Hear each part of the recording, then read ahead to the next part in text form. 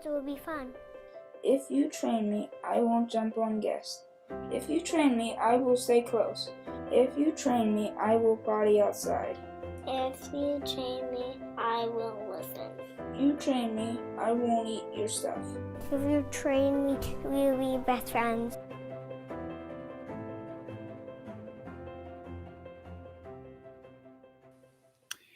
Hey everybody, Michael J. Solar here, your host of Dog Talk. It is so exciting to have you guys here tonight. And like always, we like to start off with a little bit of gratitude. So thank you guys for liking, loving, sharing, giving us a thumbs up on YouTube, and sharing with your friends about this awesome show. And as you know, what's awesome about this show is bringing on the guests, because the guests are what give us their true insight into the pet industry. And tonight, I'm bringing on a friend of mine who I met this year and have literally been overly inspired by this man. His name is Rodney Tank Mosley. And to see his success story, talking to him every time I've had the opportunity, following him on social media has been a true motivating factor to the point of getting off the couch and burning some calories. So I'm really pumped up to bring him on. So without any further ado, here is Tank. And it's not the Tank. It has to be Tank. Tank, welcome to Dog Talk, man. It's really an honor to have you here. It truly, truly is. I know you've been doing this stuff for quite some time, but I got to meet you this year and been a true inspiration. So I had to take a quick moment just to be like, dude, seriously, love it, man. I love how you're killing it. I love what you're doing out there. So I guess I want to give you a minute here to just let people know what you've been doing to inspire others and what that journey was like. Well, thanks, man, for having me on. I greatly appreciate the opportunity to come on and chat with you. We have a great time. Always great discussions when we're face to face. I like how you dropped the little pun there that you were pumped to have me on, so that was pretty. But my name's Tank Mosley. I've been a professional dog trainer for almost 9 years with off-leash canine training. Did 5 years in the Marine Corps. Got out the first time from my contract and then got involuntarily recalled for a 5th year. That's how I got 5. Originally from New Orleans, Louisiana, born and raised, but I've actually been in Virginia now longer than I was in New Orleans since I left when I was 18 for the Marine Corps.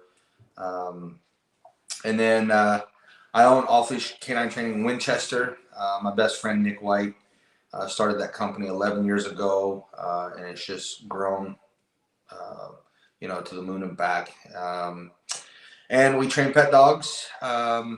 We do everything under the sun with the pets, just like you guys.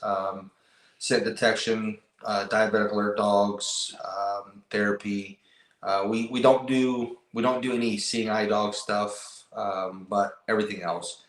I guess my journey began about 5 years ago. I was at my heaviest all-time weight ever. I was 394 pounds. Wow. And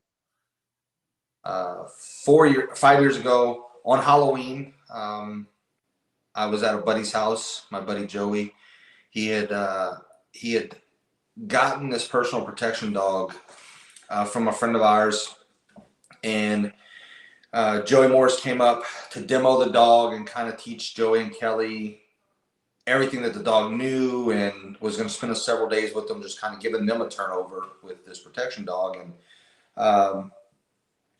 I went over to their house, and Joey Morris had this, I called him a liking. He was about a 99-pound solid black Belgian Malinois that when he got out the truck, he made your heart stop, because he just was a soul snatcher, man. When he looked at you and things happened, like, you knew he was a serious dog.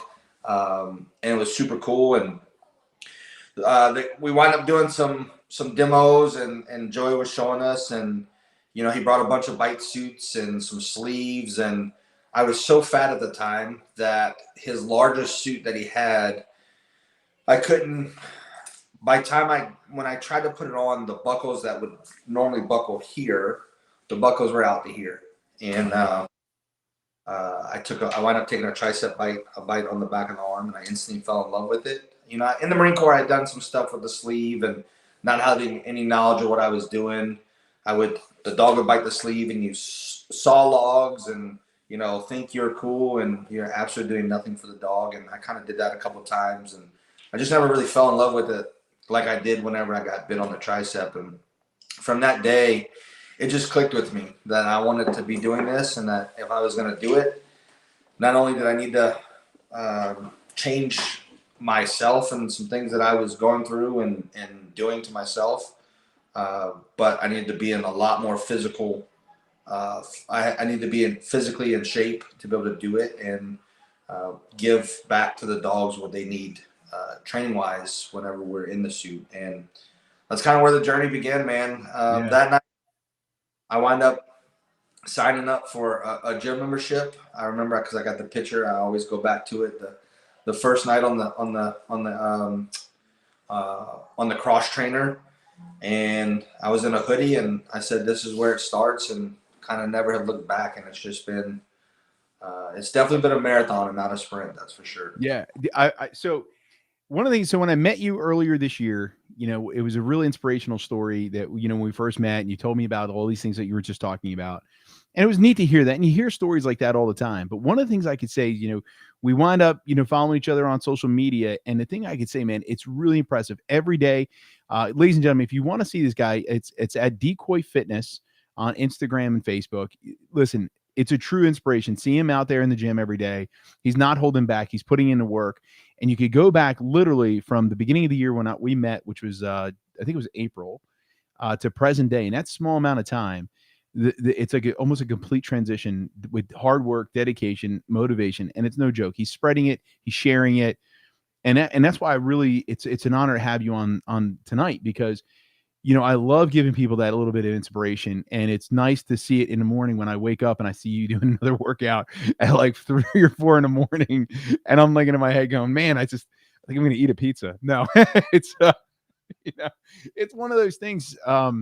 So guys, ladies and gentlemen who are watching. So recently we were just at a seminar where Tank was one of the instructors for Decoy seminar. And I was there just, you know, just watching and observing. And one of the things that I observed was pretty much I think it was like 6 in the morning or 5:30, 6 o'clock in the morning.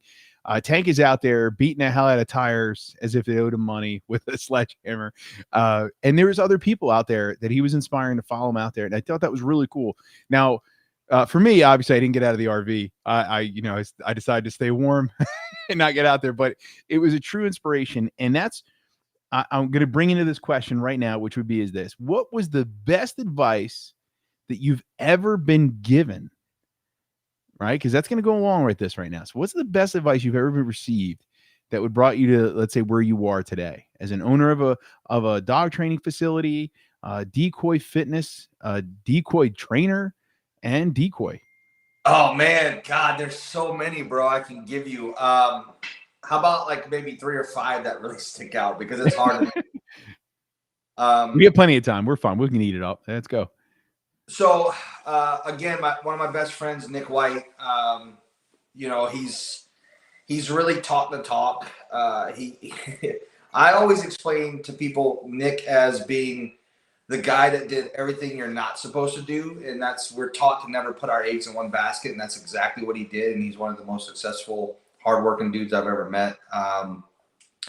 And he backs it up. You know, there was a time when I first started with the company for probably the first 5 years, which is part of the reason why I got so big. But I would be up at 3 o'clock in the morning, and our tight group of guys would be texting about business, you know, at 3 o'clock in the morning when your body's supposed to be recovering. And but where I'm going with this is, at the time, we would always be sending quotes and messages back and forth to everybody, you know, to our group. And the one that probably stuck out the most was, I'm a huge fan of CT Fletcher, and one of his videos, he's basically in the gym screaming at a female that's squatting, and his line is, "You can't throw a penny in the wishing well and wish for this shit.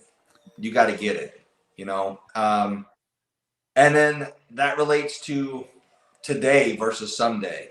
You know, if I never fight from that dog and fell in love with it, and I never made a decision right then and there to change, you know, who knows? I'd probably be dead, man. I was going down that route, and you know, I wouldn't be with my girlfriend that I'm with now, who that's a totally separate story. But wildly enough, 3 years ago, she was being inspired by stuff that I was posting in my transition, and from the sidelines, she was my biggest cheerleader. And we literally had never even met, but she was so inspired by it that she was rooting me on from the sidelines. So it would probably come down to at least those two, today versus someday. And you can't throw a penny in a wishing well and wish for this shit. I love them both. I think they're going to be taken on by many listeners from our show here tonight. And then, so what we met through was an organization called Throwaway Dogs, which you have been working with now for, I guess, a year or more. I've definitely been with them for a year. I've been supporting them from the sidelines wherever I can for quite a while. Okay. In fact, Nick and one of our trainers, Danny, went and pulled the dog out of our local shelter a couple of years ago, and that's kind of how I really got to know about Carol and Jason and what they're doing. And they went and pulled this pit bull out of the shelter, high drive, and did a great evaluation and got it up to Carol, and they got the dog trained, and the dog went on to I think Chicago to be a very successful narcotics dog on the streets. Yeah. Now, so I got to meet with Carol about a week ago, which I'm really excited to have. We're going to try to get her on the show here soon. She got a huge event coming up, which I'm sure you're fully aware of because I believe you're one of the main instructors, which is going to be the Throwaway Dogs Law and Order Summit in April of 2022. And that is going to be at Jolly Rogers in Ocean City, Maryland, which is where, obviously my state there. So you're going to be coming up here, and hopefully we'll be able to get a bunch of police canines up there because I don't know if she told you the goal, but she did whisper it in my ear, which is to get 100 canine teams and auditors to Jolly Rogers in Ocean City, which is it's going to be a 3-day weekend. It's a huge summit. With that many teams, I couldn't imagine what this is going to be logistically. So I hope you're ready. That's probably why you're having the hat on to cover all the gray hair that she's causing. That's where it's from. No, that's called that's the knowledge the knowledge curl right there in the beard. I have those two straight in the center, Yeah. So here is what you broke up. What's that? It's my racing stripe. Yeah. Yeah. You gotta be careful with that one. So today I was so I'm out with my staff today, and they decided they wanted to make fun of me for the most common phrases that I use. So I want to prove a point that a lot of people use words or phrases constantly. So I'm going to ask you, what are the top 3 phrases that you overuse? It has to be dog related. So not in like your private time. I'm talking about like dog training wise or decoy training wise. 3 phrases I use a lot, or that's a good one. Anytime I'm talking to clients, I relate dogs to kids and kids to dogs. So I'm always giving examples of that. One, man, we should probably get Nick White on this show because I'm gonna a lot. I'll call him out on the show. Nick White, you need to be on the show. I texted him for the record. You know how busy he is. So we'll get his ass on the phone. We'll get him on here. Oh, here's number 1. And Nick always preached this, me coming up as a trainer underneath him. I need to make sure I get it right, though. Here we go. If you treat your dog like a human, don't be sad when your dog treats you like a dog. Say that one again. So if you treat your dog like a human, don't be surprised if your dog treats you like a dog. Yep. Okay. I can see where that one's going. Yeah, it's definitely a mind blow. What's the other one? This is, I don't know if I came up with this. I don't know if I saw it somewhere. I want to feel like, I kind of feel like I can do this, but maybe I'm wrong. But so a quote that I use often with clients, especially when I'm doing evaluations, when somebody comes to us and they may be on the fence about training, I'll tell them this. I say, listen, You build your calendar around a good dog. You incorporate a good dog into your calendar. Okay. And then I elaborate. I say, when you and Sally Mae want to go to the winery all day, and you've got the pup back at home in the crate, and Sally Mae starts becoming anthropomorphic, giving the dog human feelings, and she thinks that the dog is absolutely going to hate her when y'all get home because it's been crated. You're cutting your day short just to get home to the dog in the crate. However, when that dog becomes trained and it's amazing and it's, an awesome dog in the community, and the dog starts going with you to the winery, not only is your day longer, but you guys also have a better bond because you're spending more time together, and everybody's just happier. So that's probably my favorite that I use is you build your calendar around a bad dog, you incorporate a good dog into your calendar. I love it. And I love the way you broke that down into the next thing, right? Because, I mean, as professional dog trainers, one of the biggest complaints we typically get is the fact that people are constantly trying to correct their dogs, and they're trying to always compensate for when the dogs make mistakes. And then what we always have to wind up trying to deal with is educating them that by taking a little bit of time and discipline, the dog gets to be partaking with things, and they want to do those things. Dogs are all about the positive resource. So if you're being a part of their lives and you're doing that stuff, the things that you think is disciplinary or mean, right, is actually getting the dog to see that there's more options, right? I mean, that goes back into you with the fitness things, right? How many things have you sacrificed? I mean, I saw that you gave up alcohol completely. Bro, I just got the craziest look from my girlfriend across the table because I I wanted to prove to myself that I could do this next phase, which is a very hardcore diet into a prep, which, hell, breaking news, I haven't even mentioned it, but I'll break it here on your story, or on our live. Yeah. November of next year, 2022, I'm stepping on a stage to do a bodybuilding contest. Oh, hell yeah. So that's kind of what I'm preparing myself for now. There's some phases and stages that I have to get through and get to be prepared, because back in January, prior to us meeting, my coach basically said, look, if we were to start right now to get you ready for a show at the end of this year, and again, we're talking about back in January, it would be a 26-week long prep, which is basically double the time for a bodybuilder that preps for a show, just based off of where I was at. And that would have been extremely miserable, half a year in a hardcore prep, and it definitely would have took its toll. So instead of trying to do a show this year, we came up with a game plan and these phases. And so back when we met in Charlottesville, I was running probably about an 80% diet. I was, socially drinking with my girlfriend when we went out to dinner and our friends. And there's a saying that you can't outwork a diet. And the past 40 days, that has hit me so hard, like a ton of bricks, on how much that truly means. Just seeing kind of the next transition or phase that I've taken since I started 40 days ago and where I'm at now, that no matter how hard I was working in the gym, I was sustaining where I was at, but I wasn't making the progress that I am making now because of that diet and the alcohol. And we weren't drinking to get obliterated. We weren't, No, social. Social, couple social, yeah. At dinner or whatever the case may be. But man, those add up. And I even thought I was doing the right thing by going, you know what? Instead of having this drink, I'm going to have a seltzer because it's only 100 calories. Well, when you're 4, 5, 6 of those in a night, that's still 500-600 calories that you don't want to be putting into your body. So I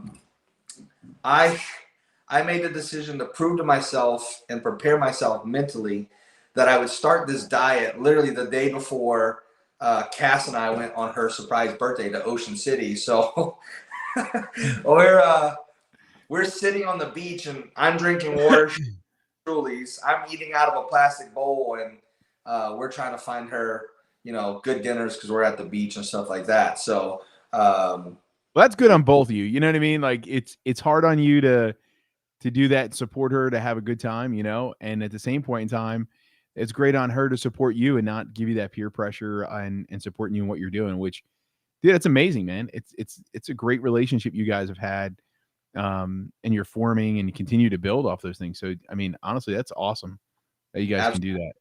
Absolutely. I think it's great. And I don't want the momentum here of our thing to die off, because now we just got like a little romantic on this. So, so looking at it, like, so it's also going back into dog training, where we see that, you know, it's amazing how everything goes back to full circle, right? So you, like, as you said, now you are giving yourself disciplines, rules on what you can eat, when you can eat, how you can eat, what you can drink, when you can drink, how you can drink. And that's to get yourself in shape, get yourself to a point where you can go on a bodybuilding competition. And that also relates into dog training. As you said earlier, if you give the dog the rules in the beginning and they show you and they'll understand them, they'll follow them, they could come with you to the brewery, the winery, the distillery, the places that you want them to go with, and you don't have to leave them home, because you were able to put those rules in effect, follow them, and you build a tighter relationship, just like you and your significant other have done to build that up, which is an amazing thing, how everything always collates back, right? Oh yeah. So now here you are decoying. And again, I've seen you traveling all over. You've done things with different organizations, and you're moving forward with that kind of stuff. And how's that journey been? Because, you know, decoying isn't easy. A lot of people always think that it's just a moron in a suit, and that's why it's really cool to have you on tonight, because you get to elaborate for how important a decoy is. So I'm going to throw that at you right now: is how important is a decoy to a personal protection or a law enforcement police canine out there? How important is it being a good decoy and trained decoy? Man, it's extremely important. It literally is make or break of the dog. The decoy, known as the guy or the female in the suit, is the one training the dog. You know, the markers, the feedback come from the decoy. So everything that the dog learns, both positively and negatively, comes from that person. So where I'm traveling around the country with high risk deployment at these HRD scenario based seminars, you know, our job there is trying to bridge the gap between law enforcement and civilian, because there's a ton of civilian decoys out there that are spending literally their own time, money, energy, effort, traveling the country, learning, becoming masters of the trade. You know, they're becoming athletic, they're becoming fluent, they're learning power biting from Justin Rigney, they're spending time with Jason Davis and learning different styles of decoying so that they can implement it into anytime they get a chance to work, or the honor to be able to work a working canine. It's absolutely important. It's detrimental to departments. It's detrimental to personal protection, so that the dogs stay healthy and safe and want to continue to engage.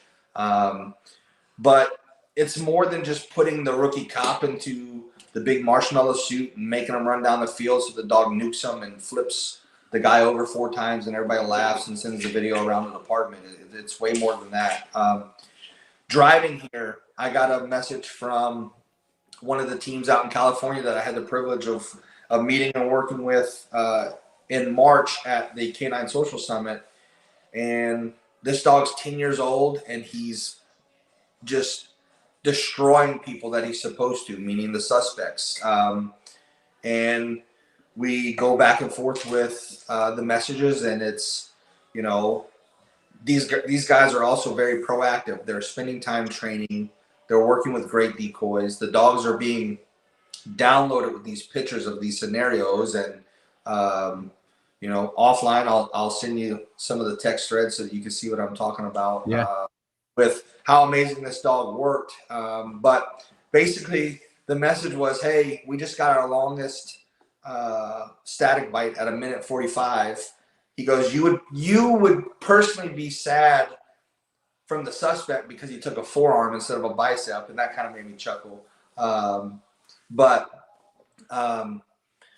with decoying, it's detrimental to the success of the teams. And like I said, we're trying to bridge that gap between law enforcement and civilians. So, you know, when I decided that this is what I was going to do, getting physically fit was the first priority so that I could become successful at it. But then I spent a ton of money, a ton of time traveling the country and just learning from everybody that I could, you know, going to decoy camps, attending seminars, paying to have private seminars with guys like Bob Salamini, who is one of the best Frenchman guys in the country, so that I can learn that form of decoying and implement it in ways that we do with decoying for police dogs. Jason Davis, spent time with him.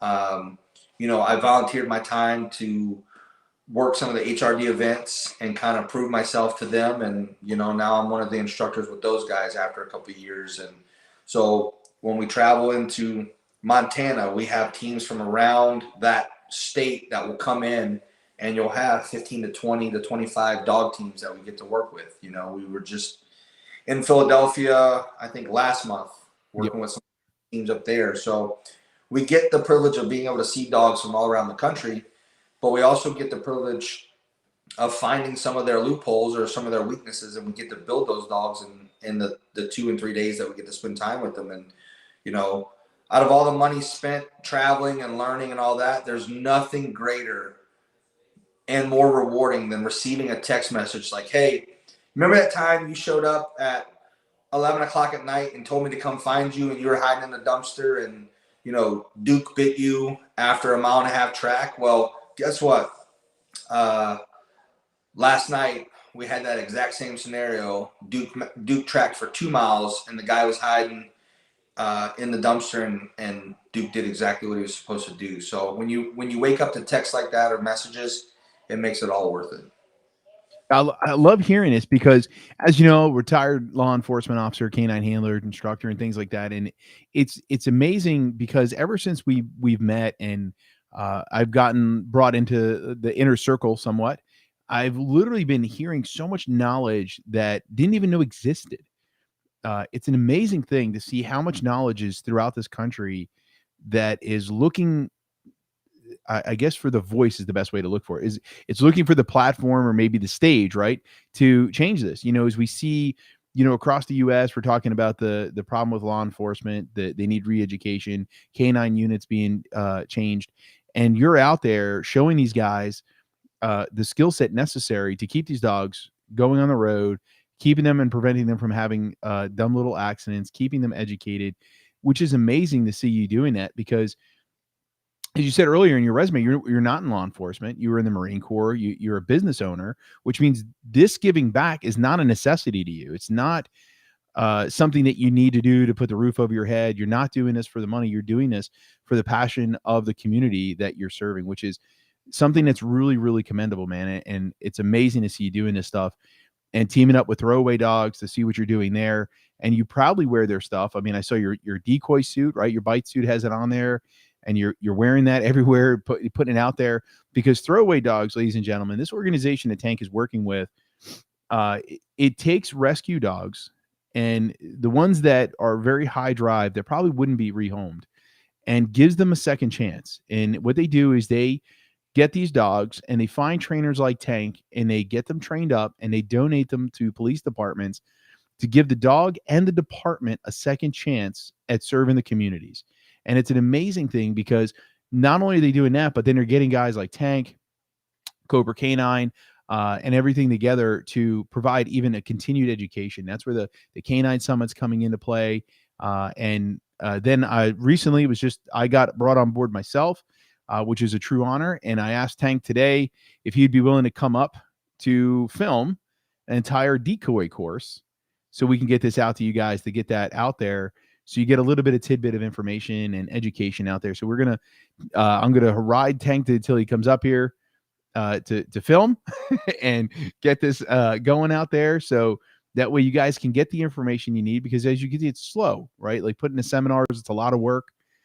And they have the one coming up in April. So, hopefully by that time you guys could come up, you take the courses, watch this stuff, follow Tank at Decoy Fitness, right? It's Decoy Fitness, isn't it?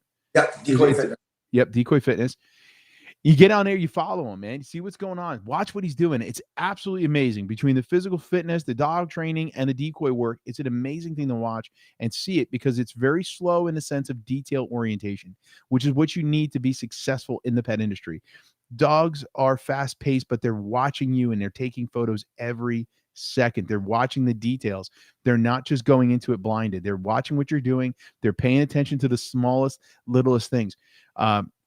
I got to watch Tank, and I know this is me rambling about Tank, but Tank's going to have to just deal with it. So I got to watch Tank teach this course that weekend when we were down in Virginia, and it was amazing how he worked with the new decoys, the guys that were there to work, and seeing them doing the static drills with no dogs was amazing to me, because it's something I talk about all the time when I train trainers. Is if you can't work the invisible dog, you can't work the real dog. You have to know what the dog's going to do. Your body has to be fluent. So when your brain is working the dog, that's where your brain's focused, and your body already knows the muscle memory. And without me saying a word, and I didn't even get to tell Tank any of this stuff, honestly. But when we were there, I was like, man, this guy's got this. Man, if I didn't know better, I would have seen a German Shepherd, Belgian Malinois flying at these guys. He had them doing every move, maneuver, and it was so detailed. It was absolutely 100% impressive. I just couldn't believe it. And Tank took the time, worked with each person individually. So if you guys have the opportunity to reach out to him, get an opportunity to watch him work live, you would not literally, you won't regret it. It is true inspiration. It is truly probably going to make you want to get physically fit and do it yourself. And I could speak because, yeah, I'm doing it. I'm telling you, because of Tank, I myself have started to get in shape. I myself have bought a new suit. I myself am getting back into decoying, which I thought I would never do when I left the police department, because why? it was a why bother anymore? I don't need to do that. But after watching this guy work, you just have to. You just want to know what it's like. And yeah, it's pretty crazy that way. So now that I just gave Tank the most biggest balloon head that he can go, the nice part about it is he's a state away, so I'm not gonna have to deal with his the cockiness tonight when we get off the show. That's going to be up to him and his family at this point. So he gets to gloat and brag all night with the chip on the shoulder from that bragathon. So we're going to throw the last question of the day at him right now, which is going to be, what are you most excited about right now? Well, she's sitting across from me. That'd be my girlfriend. Is that? That's I feel like that's the safe answer of how to, because how to keep yourself out of trouble tonight. She knows that would be my answer, and everybody knows that would be my answer. I'm extremely the most happiest about this in our future because, man, there's a bunch of reasons. Like I said, we got a really cool love story. You know, kind of to give maybe the Cliff Notes version is, again, 3 years ago. Here we go, full circle. I trained a buddy's dog, and he was posting updates of what I was sending, and she wound up following the updates, and I noticed her, and you know, she's a very attractive woman, and I started kind of not stalking her, but I was paying attention, and you know, 3 years ago, she started kind of cheering me on just from the mutual following on social media. And at the time, you know, it never worked out because either she was dating somebody or I was dating somebody.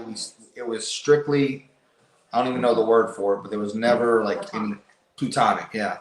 There was never any flirting. It was just like, literally, hey, I'm proud of you. I don't know you, but I'm proud of you. Thanks for inspiring people. And she would post something. In fact, she went on vacation with a boyfriend at the time, and she just bought a ring and posted a picture of it. And I congratulated her, thinking she was engaged. You know, so it was that kind of just a really cool relationship. And here we are, 3 years later, back in January. The moons lined up. We were both single at the time, and we pretty much were like, hey, it's inevitable. Let's give it a try. I'm going to the winery on Sunday with some friends. Meet me. And I met her, and we basically have been together ever since. But she's been with me to dog events. She's always beside me and never in front of me or behind me. You know, she supports everything that I do.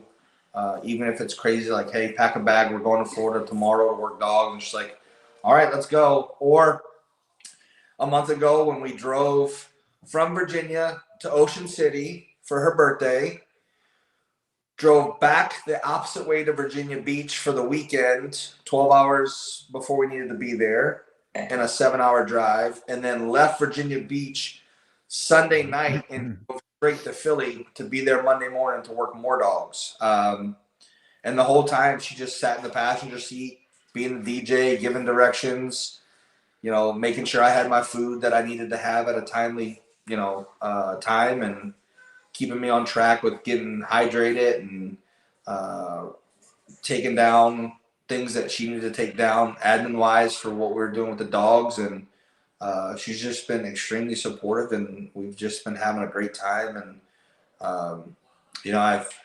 I feel like I'm dating my best friend, and I've never had that before.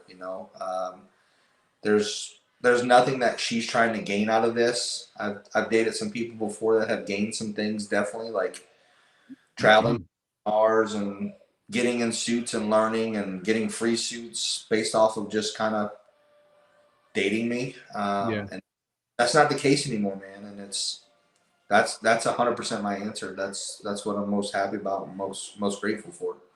Well, that's a phenomenal answer, man. I won't dare touch it. I know I met her. She's phenomenal. Very, very, very supportive. I mean, it is. So this is no bullshit, ladies and gentlemen. The guy's not just kissing her ass. She is an amazing. She's always there. She's there, right there behind him, supporting him, cheering him on. From the day I met him to present day, to the last time I seen him. It's cool to see it. I believe when you were up in Philly, I believe you guys were taking some pretty cool pictures, all three of you with the Rocky Stairs, right? The museum there. Yeah.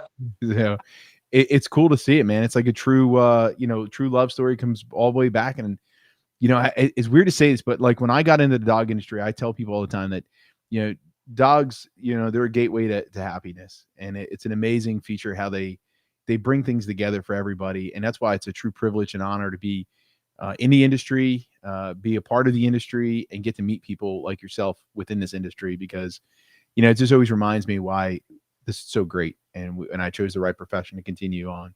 So Tank, listen, it's been a true honor having you on the show.